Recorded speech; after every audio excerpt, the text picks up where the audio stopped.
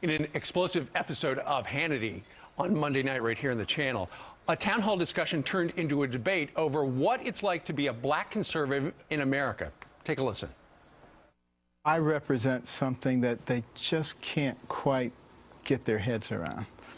How can you be black and not march lockstep behind the quote leaders? You read, you write, you do the things you need to do to be successful. It wasn't about you got to be the right kind of black person. What Dr. Carson and everybody in here represents is a threat to their sense of ownership.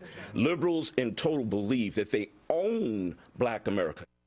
Our next guest was a member of that discussion from the popular blog Conservative Black Chick. Crystal Wright joins us live from D.C. Crystal, good morning to you.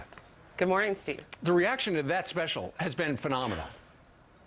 It has been beyond phenomenal. I've had people on Twitter telling me that we needed 3 hours instead of an hour with Sean for the special. I had a member of Congress tell me yesterday, hey, aren't you guys doing part 2 tonight? Sean said you're going to do part 2. And I said, Congressman, no, but we are going to do part 2. So absolutely. It just goes to show you there's an appetite to hear from black conservatives and break this misperception and false narrative liberals are painting about blacks and how they vote. Sure, exactly right. And so if you're a black conservative, sometimes if you appear on television, the liberal left is going to rip you to shreds.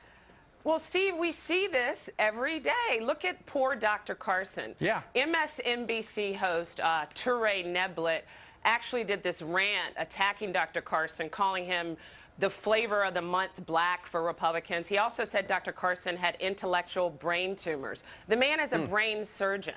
He said Dr. Carson had brain tumors because he was advocating for a flat tax and reforming our healthcare system. Boy, that doesn't sound like brain tumors to me. Yeah. So.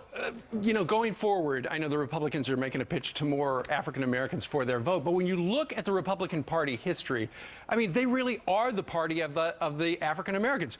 Republicans terminated slavery. Republicans wrote Brown versus Topeka Board of Education. Republicans broke the Democratic filibuster of the 1964 Civil Rights Act, extended it to 2031, appointed 2 U.S. Secretaries of States who are African American. And yet, at some point, and my question is, at what point did the Democrats, Crystal, rewrite history?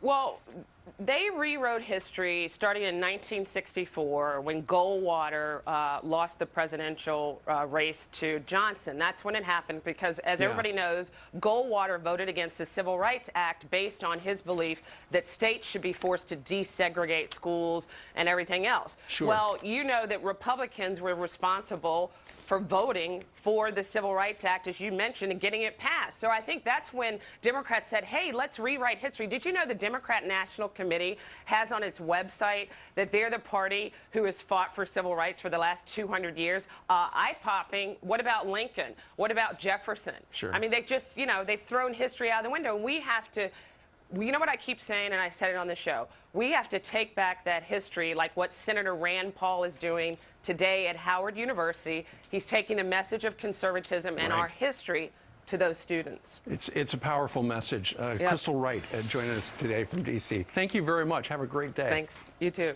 You bet. All right. What do you think about that? Email us, friends@foxnews.com.